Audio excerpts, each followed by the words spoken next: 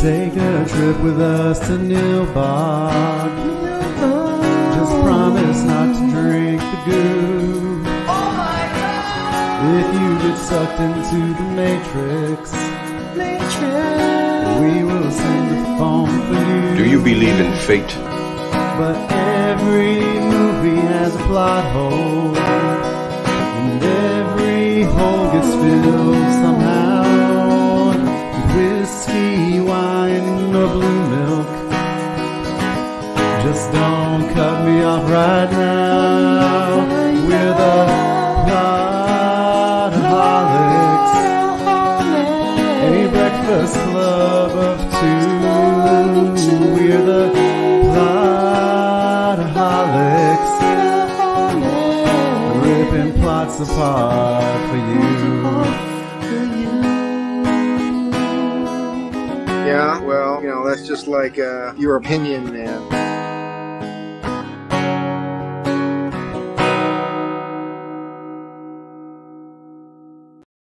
Well, goddamn it. It's another episode of the Spotless podcast, and I'm Shane Wilson. And I'm joined, as always, by the voice of Jack Black. And I am joined by the Brables to my shade, Brian Tan. Hey-o! Brian, welcome in. This is a tribute to the greatest and best podcast in the world. This is not the greatest podcast in the world. No, this is just a tribute. This is just a tribute. Yeah, this is the first thing that came to our heads. Right. So this is our final week officially of the Summer of Song. Yeah, you want to talk about a scorcher, man. I mean, here we are in Pittsburgh. It literally feels like... Yeah, it's not the last day of summer. Balls. No, it's just hot as balls. But it is not going to get any cooler for a little while. No, not at all. Like, it is hot enough right about now that I did a workout, and I seriously think that I just left literally every bit of moisture in my body. Yeah. It's just gone. It does that sometimes. You just squeegee it right out. Yeah, that's about the plan right there, my friend. This week, Mr. Tan, we watched Tenacious D and the Pick of Destiny. Yeah, this was odd. This was interesting. This was essentially every Tenacious D music video in film form. And it was also the precursor to Tribute. Yeah, which is funny. I don't know how many songs have prequel films. Apparently this one does. That song does. And I'll tell you what, that song, when it first came out, I wasn't sure how I felt about it because I didn't even know Jack Black had a band at that point. But because it was Jack Black, that's what sort of caught my attention. And now it's kind of funny to watch the movie that is the prequel. Yeah, to that song. I'll say this. The absolute strength of this movie is the music. Yeah, because everything else is pretty shitty. It ain't the story. Listen, the music, there are some songs in this, though, that are really, really good. And that's a credit to our co-leads, Jack Black and Kyle Gass. Now, Kyle Gass is a monster on the guitar. You want to talk about a guy who is completely unconventional in every which way? Yeah. He is way more unconventional than Jack Black. Like, these two guys, Jack Black is the sexy one. And Kyle Gass is beyond the everyday dad bod guy. He's just a dad-looking dude. He is the dadliest dude. Like, he looks like he could be Jack Black's dad. And they're only like 10 years apart in age. But I think this film and the talents that are within it, it's like, at this point, we know how good Jack Black is. I think that this is the time where we got to see how good Kyle Gass is.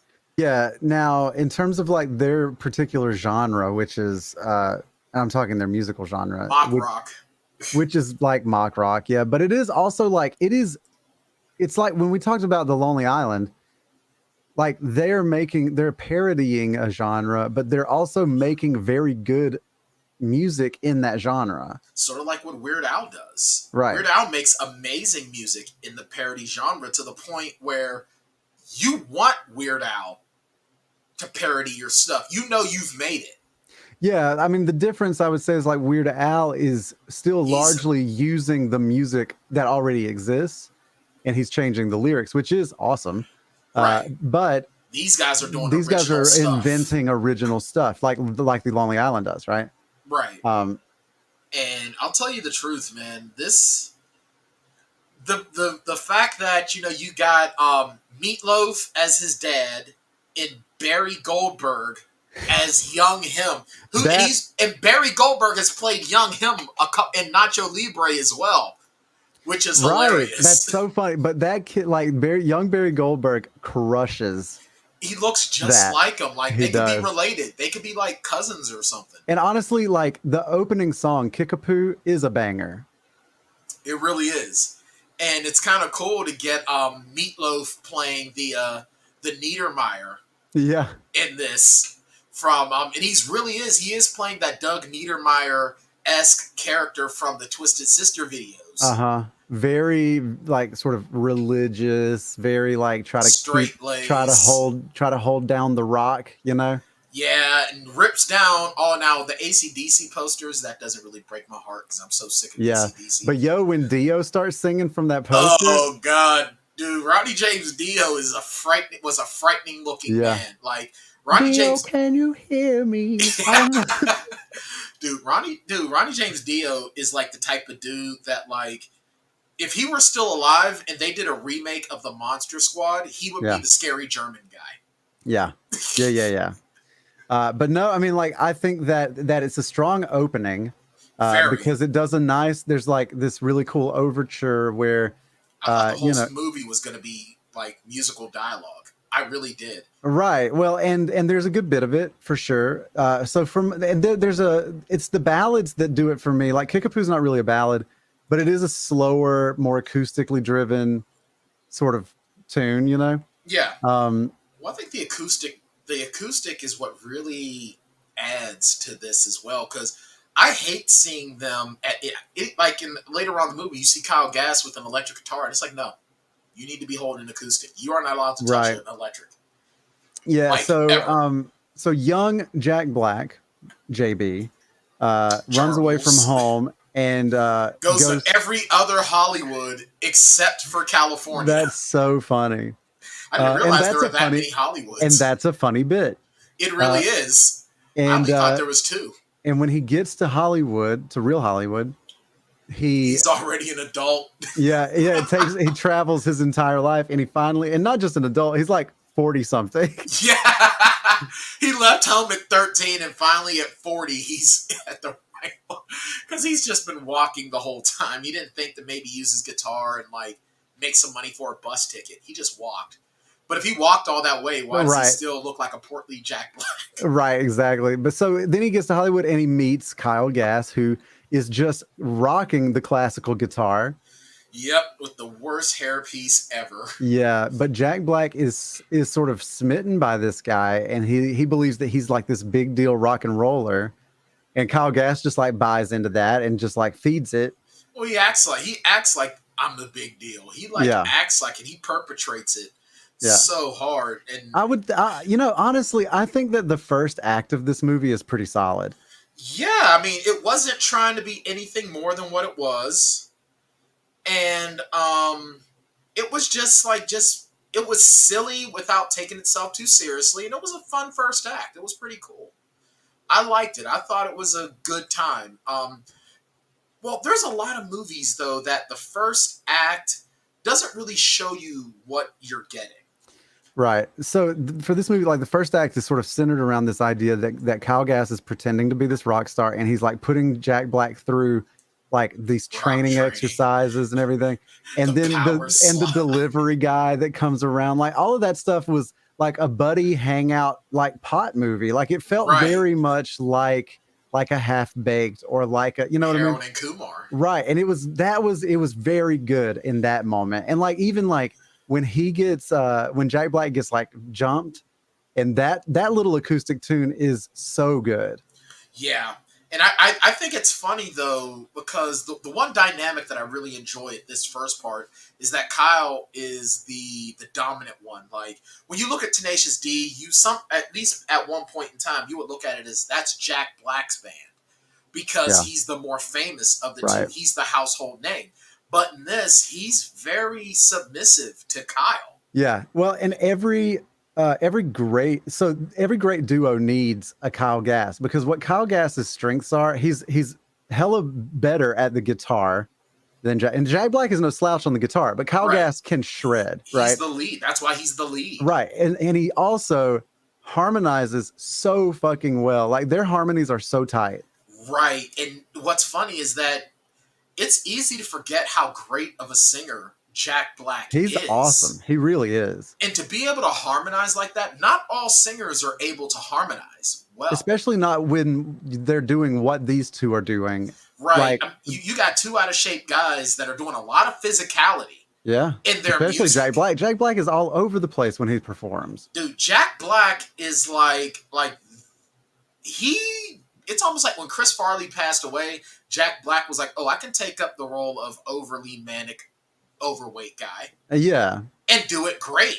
And I think he does do it great. And he's so physically funny. I think still somehow underrated. He really is, and he's really stood the test of time. This is a guy whose career has been going for 30 years now. Yeah. And he keeps himself relevant. And you want to talk about a timeless artist. That is one Jacob Aloysius Black. Yeah, for sure. Let's see. Yeah, so then the Rockstar training I thought was a good bit. Yeah, like I like the fact that he's the simulator where he's like the beer bottles on ropes and everything, and he's got the helmet. That was pretty good. That sort of did that give you a Home Alone type of vibe? The way he just yanked the string and just swung down and smashed. Yeah. And the delivery guy's like, "Hey, can I watch the concert?" That dude is so funny. But so then, the first indicator to me, Brian, that this was going to be a sort of a downhill slide after a certain point was the cock push-ups. Yeah, the cock push-ups. Well, you knew that Kyle was a bullshitter. You knew it. Yeah. But the cock push-ups were definitely a big part of it. And I had a feeling that, because here's the thing, man, with Jack Black movies, the setups are always there. There's always a payoff to a setup. It's the good, bad, or gun, indifferent. right? Yeah, good, bad, or indifferent. There is going to be a payoff to a bit. You don't do a cock push-up in Act 1 if the cock push-up isn't going to save the day by the end of it. Yeah, and you definitely want to talk about being a little bit too kind to yourself. Yeah. But I think that where this movie kind of goes off the rails a little bit for me is when Kyle gets busted that he's a poser, and then Jack Black sort of takes over as the dominant personality. You know what I mean? That's where it sort of goes a little bit downhill for me, because now it's like, all right, now this is what I'm expecting. Now this is like a coke-fueled fever dream. You know, once that happened, and everything that happens, you know, along the way where, you know. Well, and it does do a little of the, it hits a lot of the tropes of like a rock star type movie, right? Like there's the drug binge. And a stoner duo type of thing. Yeah, it's really a little bit of both of those. The girl distracts the one guy, and he's all about it, and he bombs, and they realize they suck without each other. The dreams of rock stardom from a rinky-dink open mic that no one has shown up for. Although when he blew that dude's head up, that made me laugh my ass off. I'm sorry I blew your mind! That was pretty fun. Right, yeah. Well, and also, I mean, I know we're kind of all over the place, but that's just the kind of movie it is. Dude, this movie, like I said, this movie is literally a coke binge fever dream that is literally all over the place. That is literally all this movie is. Yeah, it is a little bit like that. But I do want to give some props to Mr. David Grohl for his appearance as Satan. Satan! man. Shout out to Dave Grohl. He I got kind of mad at Sharon though because I was like, holy crap, it's David Grohl as Satan. Who? And I'm like, you don't know who David Grohl is? Yeah. Original drummer for Nirvana. Then when Kurt Cobain died, he started Foo Fighters. Yeah. Like, you know what? If it's not John Bon Jovi, it's not worth knowing, is it? Yeah. So, Brian, let me ask you this. What else is there to say about Tenacious D and the Pick of Destiny? Dude, the fact that we've gotten 15 minutes in about this, and we've pretty much talked about the whole movie. Yeah, I mean, okay. So the whole point of the movie. The pick. Yeah, so the whole point of it is that they want to be rock gods. Yeah. And they happen to be looking at magazine covers, and they discover that all of the great guitarists of the world, the one thing that unites them all is not talent or practice or work ethic. It is a pick. One single guitar pick. So they go to Guitar Center because, of course. Right. And then they run into probably one of the greatest film cameos is Ben Stiller as the manager of Guitar Center. And he tells them about the Pick of Destiny. Where that I do love that. And listen, this might be I love Ben Stiller. I love Ben Stiller and everything. I love Ben Stiller as a lead. I love Ben Stiller. But this might be the specific kind of part that I love to see him in most is the surprise cameo. Right, and we got a lot of surprise cameos. I mean, we got it wasn't Rachel McAdams. Who was the other one?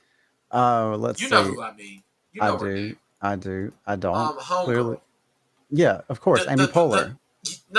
Amy Poehler, Tim Robbins. But I'm trying to find, where is she? Where is she? What is your name? What's your name? I don't care who your daddy is. Well, we got Fred Armisen, your homeboy Fred Armisen. Amy Adams. Yes, Amy Adams. Why? I always want to say Rachel McAdams. I always want to say Rachel McAdams because they have almost the same last name. Yeah. But yeah, like we even got Amy Adams. See. In this as well, and she doesn't even get credited. She's just there.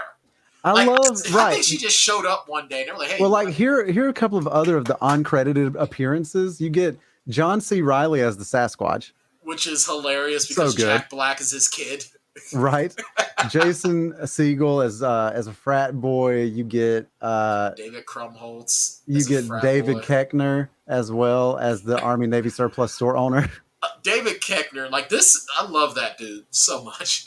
He is so funny, and then now we've got we've got a nice little what the hell is that show called again? Goldberg sort of come together with the Office as well, and some Parks and Rec because we got because David Koechner is also in he's not just in the Office, he's also in the Goldbergs.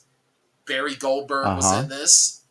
Then you got Amy Poehler, and like there's just a whole bunch of everybody's in this. Which is again a testament to the kind of guy that Jack Black is, that he can call his buddies up and they just show up. Right. But he couldn't get Angelina Jolie to show up. I mean, they're best friends. Right. Yeah, exactly. They're like best friends. Like, dude, really? Was she really that busy making whatever movie with Brad Pitt that week? I guess probably. Yeah, well, Angelina does have a pretty hefty schedule with Tomb Raiding and Being Wanted, hacking, and she's doing a lot. She's definitely doing a lot. Now she's raising a bunch of adopted children. Yep, and occasionally being in the MCU because reasons. Occasionally.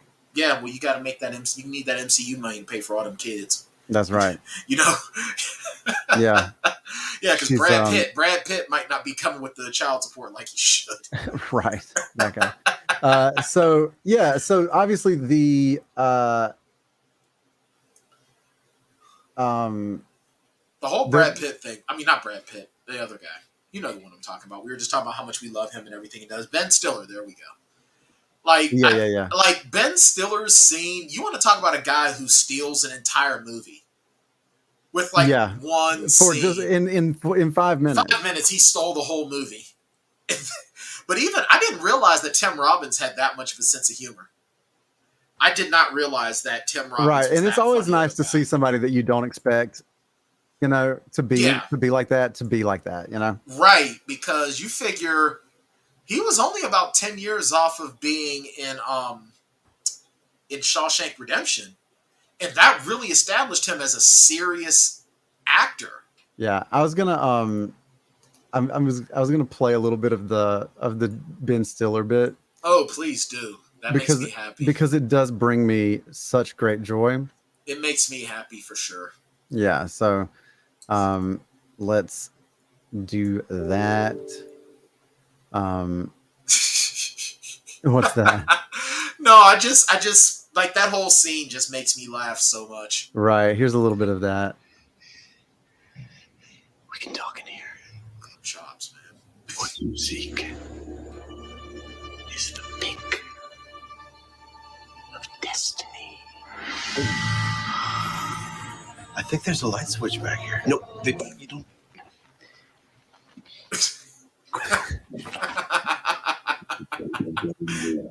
But you just stumbled onto the darkest secret in the history of rock. Go on. I actually saw it once. I used to be a guitar tech, so one night I'm working a gig up in New Jersey or something. Some real mediocre band. Lead guitarist comes out, starts shredding licks way beyond his capabilities. Like shit that had to be coming from somewhere else.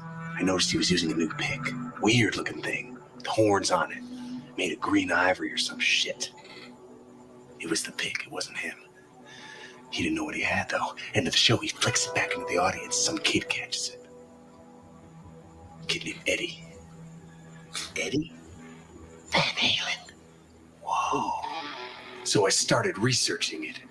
Turns out this thing goes deeper than I could have imagined. So now, for it being New Jersey, wouldn't it have been better if he said some kid named Richie? right. I mean, there's a couple. So I think herein lies one of my Jersey or something. great problems with this movie's whole thing. All right. It is that these two men are so clearly talented from the beginning. Like the pick doesn't make them better. No, it doesn't. They don't even use it. Right. It doesn't make them better. And even while they do have it, it doesn't do anything for them. It just sets up this final showdown with The Satan. devil. Yeah. Yeah. And I feel like there are a lot of other ways that you could have gotten there. Or why didn't they just break it in half the first time? The problem, I think, is this, right? The problem is that they built the mythology around the pick, that the pick makes you better than you're capable of on your own, instead of the pick being the source of fame or something like that, right? Like usually in these sort of stories, like you sell your soul to the devil for fame and glory. Right. But here it makes you actually more talented, which still doesn't get you any closer to fame. Right, because how many? And these two guys are clearly talented, and they both clearly believe in themselves. So just let this let this be the gateway to fame. Right, exactly. Because how many times have each of us heard that the most talented people are the ones that never make it? And it's true. I mean that's what, and we talked about this even last week. We were talking about, radio and all this and that and the other, and how it's gimmicks that make it. Right. It's not, I mean, it's very rare. Like for Christina Aguilera, who had a gimmick, she just happened to have the talent. Yeah. And you figure when she came out, it was her, Britney Spears, and Jessica Simpson. And Jessica Simpson was just as talented vocally. Well, I think that if you look at those three, it went Christina Aguilera, Jessica Simpson, and Britney Spears. But which one was the most popular for a time? Britney Spears. Yeah. And Jessica Simpson was a way distant third. Way distant. She had a moment, and then that was it. One song, and then she married Nick Lachey. And I mean, you even look at the boy bands. You had Backstreet Boys, NSYNC, and 98 Degrees. And 98 Degrees, I'm sorry, were way better than the Backstreet Boys were, because they had way better harmonies. Their harmonies were not as great as NSYNC's were, but they were more of a harmonizing quartet group. But it was Backstreet Boys and NSYNC always fighting for that number one spot. 98 Degrees relegated to the back. Hell, Boyzone was better than Backstreet Boys. It's because, all right, everybody. Okay. Buckle up. We're gonna blow your minds. Buckle up because it's time for some hot takes on late 90s boy bands. Higgity higgities. The reason that NSYNC and Backstreet Boys were the ones that were always at the top is because their dudes were all like, they were marketable. Right. 98 Degrees dudes all just looked like a bunch of in-shape dads that like went to the same bowling alley. They were a bunch of they worked out together. They came from the same CrossFit gym. They were dude bros that could but they all carry fit, a tune. They all fit in the same like visual archetype. Right. Whereas the others, like the more successful, you remember that band Five, O-Town, like there were a bunch of them where they were all sort of interchangeable, even if they were vocally. I think like Westlife is a British boy band that was far superior to any of these others. But you never heard of them much after like one or two songs. Well, same thing with Boyzone, the Irish guys. Yeah. Because that one song, the one song that they had was really, really good, and then Ronan Keating came out with that banger. What the hell is it called again? When You Say Nothing at All. And Boyzone was super talented. They had the song No Matter What. And those cats were on point. But again, interchangeable. You didn't hear much about them. Yeah, because you had the young kid with Backstreet Boys. You had the young kid who was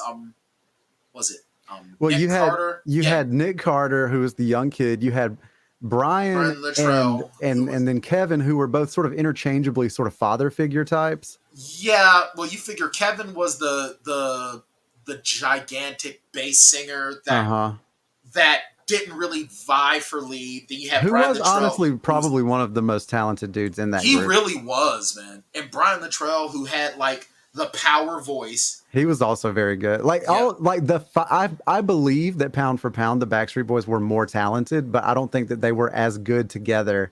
No, they didn't have good harmony. NSYNC and they harmonize. And they also weren't dancers like NSYNC was. Right. NSYNC had harmony for days, man. And it was really only, what was it? JC, Justin, and Lance Bass. Those were the main singers. Fatone and the other dude just sort of did other parts, and they kept it simple. Fatone and the other dude, Chris Kirkpatrick. Yeah, whatever. Yeah, those two dudes lived. Well, Kirkpatrick was like a true tenor, like the highest of highs. And then Joey Fatone was like a lyrical baritone, and so like they were there to fill in the spaces between the other three voices. Right, because I mean, JC had a great voice. Like as talent, like Justin was the best talented overall. Mm-hmm. He couldn't sing as good as JC could, right? But JC didn't have the charisma that he had or the dance steps. Because I mean, dude, Justin Timberlake's dance steps are fire, dude. He's good. I mean, granted, he pulled out Janet's boob and ruined her career, and I'm always going to have a little bit of flack on him for that. Yeah. But I mean, it is what it is. But honestly, the 2020 experience, the record, pretty good work. Like that's a good record. And he's a great actor, and he's so funny. He's so funny. So I mean, the thing is, but also kind of shitty, but also like kind of funny, and no one's an island, all of that stuff, right? Like we contain multitudes. He's complicated. Right. Yeah, like honestly, if NSYNC decided to get back together and they went on this, because New Kids on the Block always have this yearly tour thing. Yeah. If NSYNC got on tour with them and New Edition showed up, and wasn't there like a boy band super group that they built one time out of like 98 Degrees, Backstreet Boys? Of those ones, yeah. I think of those guys, they did. Because I think that the Backstreet Boys were always also a little older than NSYNC. Because they had been out a little bit longer, and they got married. Like a lot of them got married when like all of that was going. Like they were dads too, like for real. Right, like when they were first on Sabrina the Teenage Witch, they were already dads, but somehow they still had that. Hey there, fellow high schoolers. Right. Now let me ask you this. Okay. How did we get here? What are we talking about? I don't remember the point. The pick. Something about how the pick was supposed to make them so good instead of it being and then the way you started for talking about Britney Spears. Yeah, because the most talented ones don't always Right. make They it. don't always make it. Yeah. So just because you have the pick and it makes you better, doesn't mean that you're going to get there. Right, exactly. And I'll tell you what though, I think the whole point of this movie, as much as, and I've called it this a few times, I'm going to do it again. This is a coked out fever dream. It makes entirely zero sense. But I think what this is sort of telling you though is that number one, if you're going to make it, you're going to make it on your own talent. Yeah.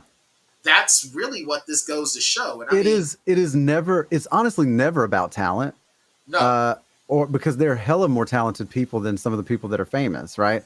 Oh my God. Yes. You're going to make it from some combination of talent, persistence, right and luck.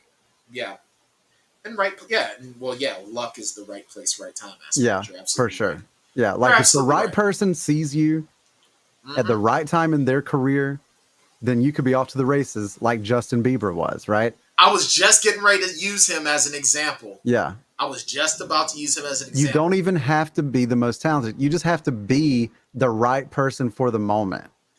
Right. And just have that right song.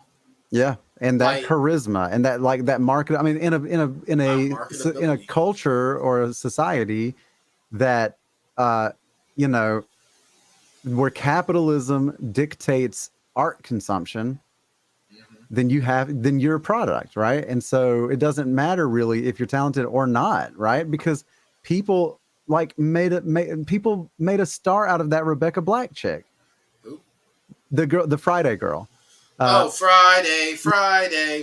Oh, yeah. her. Now everybody did it ironically, but she made a lot of money off of it. Shit, Vanilla Ice. Vanilla Ice. Got 2 songs. He got 2 songs in a movie. Yeah. And he rides that. He still rides that crap to this day. He got 2 songs. He got Ice Ice Baby, which he got sued for, and he got that Ninja Rap. Yeah.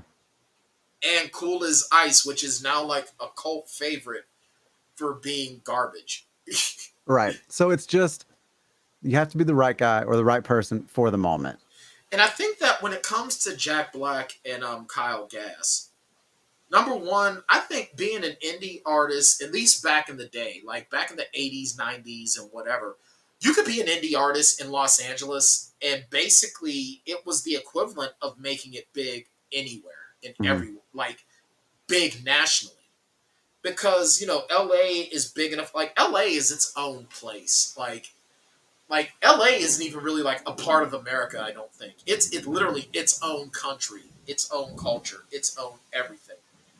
And, you start seeing how Kyle Gass and Jack Black, like Jack Black's music has gotten more popular because of his acting chops. Yeah. Like, because, let's just be real. If Jack Black isn't as good of an actor as he is, who the hell, you don't know who Tenacious D is. For sure. No, absolutely. Now, folks in LA will probably know who they are. Yeah. But nobody in Podunk, Iowa, or the Heartland is going to know who they are. Yeah. Did you ever watch the Tenacious D show that was on HBO? Negative. I think it was on HBO. Because, you know what? There was a time that I really found, other than a couple of movies, I found Jack Black to be very, very obnoxious. Mm-hmm. Actually, I think it took School of Rock for me to, I think it took a combination of School of Rock and Shallow Hal for me to really like Jack Black, because I found him obnoxious. I thought he was a Chris Farley wannabe. Uh-huh. And that just happened to have this satanic-looking smile. Like, he probably could have played the Joker. All of these guys, and honestly, it's a little bit of it's a little unfortunate that Farley never really got this moment. Yeah. Because all of those guys, Jack Black, I would put Will Ferrell in that group as well. Yeah. Of like the overacting, like big emotional physical comedy stuff. Like they all tend to do very well when they have a moment to show their more serious side. Yes. Will Ferrell has done that in Stranger Than Fiction, which is a movie we absolutely have to do. Did you ever watch that show, The Guardian? The TV show, The Guardian? No. Will Ferrell actually had, it was a Fox drama, I think it was back, and it was Simon Baker, who you might remember from Land of the Dead. He plays a hotshot attorney here in Pittsburgh who gets picked up for drunk driving. So, as part of his court-mandated probation, he has to work pro bono for this legal aid office here in Pittsburgh. And at one point, Will Ferrell comes in as, someone that's new in the pro bono place, right? Yeah. And it's one of those instances where he doesn't even get shown up in the credits. He's completely uncredited. But he comes in, and it's like you really think he's going to have this huge role. And he plays it relatively straight, like as straight as you can play an awkward type character. Right. And it was good. It was very, very good. So, I mean, yeah, I think Will Ferrell is definitely one of those guys where, yeah, he can play that over-the-top wild guy. Yeah. But he can also be he can also be an actor. It's just that his bread and butter is acting like a jackass. Yeah. Here's a thought. Mm-hmm. If we're doing movies in November that we have never seen before, right? Yeah. Yeah. I think maybe like February, March, we should do a month of comedians being serious. I like that idea. I love that idea. Like, we could probably do...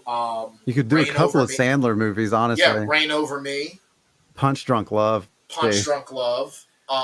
Stranger Than Fiction for Will Ferrell. Yeah, absolutely. Mr. Church with Eddie Murphy. Because that Mr. Church is probably one of my favorite movies with him. Yeah.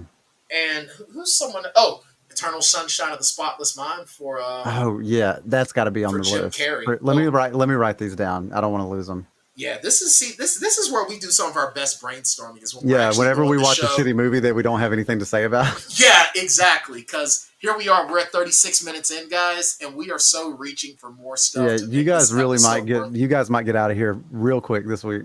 Yeah, this is probably going to be our shortest episode to date. Yeah, except for some of those interview episodes. Yeah. But all right, let's see here. We said Eternal Sunshine of the Spotless Mind.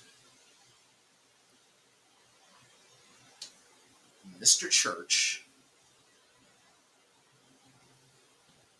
Reign Over Me. Yeah, I think if we get to do one Sandler flick, it's that one. If we get to do two, then we add Punch Drunk Love. I agree. Let's see. We think March.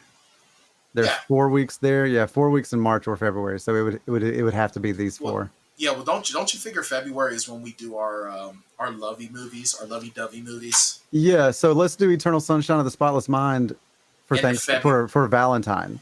There you go. There you go. And then we'll just sandwich it in amongst the rest of them. I like that idea. Yeah, cool. I like that. That's good stuff. We're good at this. Yeah. We're very good at this. It's almost like we've been doing this for a couple of years. Yeah, right. We're good at it. We can't even get the 40 minutes on Tenacious D. Well, did anyone really expect us to? I don't know. I feel like we've been getting shorter and shorter and shorter. Yeah, because here's the thing though, with some of these movies. I think over the summer, because we did a lot of in the same genre, like we started to feel like we were repeating ourselves a lot. Yeah. Yeah. So. Well, see, I figured, well, you know what? That thing you do in Purple Rain that and Dreamgirls were our three longest of this. Uh-huh. Oh no, 8 Mile. 8 Mile was the longest one. Yeah. But yeah, man, I think a lot of it is just because of the genre. We've gone through it. Yeah, and this is probably the weakest. This is probably the weakest of them, even compared to Don't Stop, Never Stopping. That movie was really good. We both really liked that. We did like that, and that's why I say this one is probably the weakest of them. Yeah, and this one I think suffers for us having seen Popstar.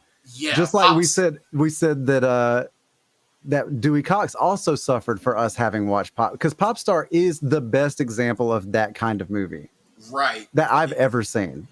Speaking of that type of movie, have you seen the trailer for the Weird Al movie? I haven't. The official trailer came out today, and it's so funny because he's literally in that trailer. He's parodying all of musical biopic movies. Nice. Like, it is so ridiculous. Like, there's actually a scene was like, Al, maybe you should stop hanging out with Madonna so much. I'm excited to see that. I think we should do a Plotaholics review show for that. Honestly. Yeah, maybe. Because we haven't done an actual like new movie review show in a bit. I mean, because I think that'd be nice for that because we haven't done it in a while, and I think that's probably one of the bigger ones that's coming out. Like, other than the new Viola Davis, what's it called, Woman King? Yeah. Which I'm going to the movies. I'm going to go see that. I'm actually going to buy my tickets for that soon. Because that looks like a banger. Yeah. Well, let's just get Bartender Smiley in here. We'll start getting. Well, let's wrap things up. Right. Yeah, let's do that. This was made on something like a $20 million budget. Always very good when they can just give you a window. 19 to 20 mil. Yeah, and then it only grossed 13.9 mil at the box office. So surprised it got that much. Yeah, so it's a good thing that they made the sequel first. Because they're not going to get greenlit. No, not at all. 52% currently on the tomato meter based on 124 reviews. Honestly, probably about right. Yeah, and 67% audience score. And I'll tell you what, those are people that are big fans of Jack Black, that are big fans of Tenacious D. Yeah, right. And I mean, and that's a very, very niche genre, and this movie really plays that. It's kind of like the South Park movie. It's not for everybody, and it's very, very niche. Yep. So here's Bartender Smiley, and then we'll be back with our reviews on the other side. The Plotaholics rating system for the movies is a pretty simple system. Basically, they rate movies based on how many shots it takes to get through them. So if you got a good movie and you get through it all the way sober, then it takes 0 shots to get through the movie. And then if you got a really bad movie, then it could take up to 5 shots to get through the whole thing. I think you can try to figure out the middle part yourself. So, what can I get you? I will admit to this. I have watched this movie a couple of times over the years. I enjoy myself when I watch it. It's funny. Like, it's not good, but it's funny, Right. I have listened to the soundtrack to this movie way more times. I like the songs. I think that some of the songs on the soundtrack are like very, very good songs. So I would rate the soundtrack higher than the film, right? Okay. And so the film for me is probably like in the 3-shot neighborhood. Okay. So what are you giving the soundtrack then? Soundtrack probably gets a 1 shot out of me. I do actually enjoy it. Okay. I skip the Sasquatch song every time though. Yeah. This movie... I also really like. I think that so the one song on the soundtrack that doesn't play as well audio only as it does in the movie is "He did not mean to blow your mind, but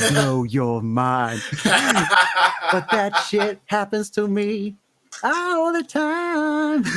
Oh man, I'll tell you what, this movie for me, now I had never seen this, and I had actually stayed away from it because at this point in time when this movie came out, I knew people that were really into Tenacious D, and they were like, "Oh, we should watch this. You like movies?" And I was like, "Not that much."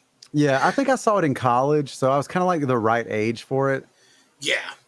I'll tell you what, though. I mean, I did have parts of this movie where I did laugh. Yeah. But am I going to go out of my way to watch this again? Let me check my Magic 8 Ball. Not likely. As much as I love Jack Black, I prefer him as Jack Black the actor, not as Jack Black, member of Tenacious D. Yeah. I only really like one Tenacious D song, and that was the one that was the big hit tribute, which was where this movie is the prequel to that song. Right. The music is good. It's not that him and Kyle aren't funny.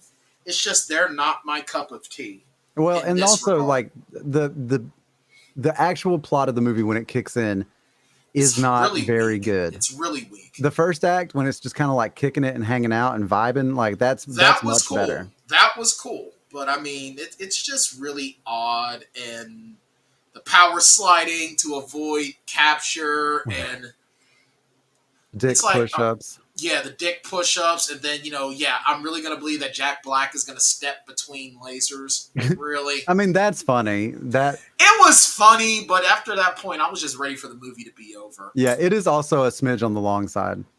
Yeah. For this kind of movie. Hour 37 minutes entirely too long. Yeah. Like, it needs to be like an hour 20. If even that. Yeah. Like hour 15 would have been best. Like, honestly, I give this a 5. I'm not going to watch this again. Yeah. This is the music is the only thing that saves it for me at all. I can understand that. This is the kind of movie that you seriously watch during a hangout night when you're making fun of movies. Do not watch this movie if you're looking for serious cinema. Or if you're looking for something where the laughs aren't. The laughs aren't even sophomoric, man. They're freshman year at best. Yeah. They could even be middle school. Yes. 13-year-old you would find this to be the greatest movie of all time. Yeah. So, yeah. Next week, we're going to probably have another short one as we get into Jack Black-tember, a month of very short episodes. I'll tell you what, though. I'm excited for our first episode of Jack Black-tember, Saving Silverman, which is probably, number one, dude, I've always got time for Steve Zahn. I've always got time for Jason Biggs. Yep. And for Gunnery Sergeant Arlie Ermey, I definitely got time for that guy. Yeah, I'm here for this one next week. I haven't watched this movie in a minute, so I'm excited. It's been a few minutes for me as well, so this is going to be a good one. I think, like, for Pick of Destiny, I rented it. Mm-hmm. You can definitely, I think I might be able to be persuaded to actually purchase Saving Silverman. Ooh. Just might. Well, you'll have to keep us posted. We're all waiting with bated breath. Oh, I'm sure you are. At the edge of my seat here, but I could probably, I'll just scoot back. Yeah, you might want to sit back and be a little bit more comfortable. Hey, wow, Top Gun Maverick is on $19 Ultra HD for Top Gun Maverick over there on the Amazon Primage. All right, well, good for them. So we'll be back for Saving Sarah Marshall next week to kick off Jason Black-tember. Yes, Jason Aloysius Black-tember. But you folks have a nice week, and we'll see you next time. Bye, guys. Take a trip with us to Nilbog. Just promise not to drink the goo. Oh my God! If you get sucked into the Matrix, we will send a phone for you. Do you believe in fate? But every movie has a plot hole, and every hole gets filled somehow with whiskey, wine, or blue milk. Just don't cut me off right now. We're the Plotaholics, a breakfast club of two. We're the Plotaholics, ripping plots apart for you. Yeah, well, that's just like your opinion, man.